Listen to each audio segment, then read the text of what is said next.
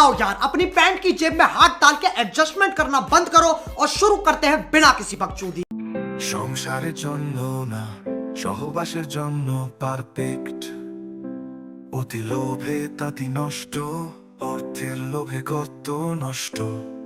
বিক্ষোভ ফেরাবো আপনার প্রত্যেকটা পোস্টে নিয়মিত গালাগালি করি। ভদ্রতার জন্য যারা গালি দিতে পারেন না তারাই লাইক দিবেন। বহু এমন হলে কিস্তি তুলে হলেও তালাক দিব।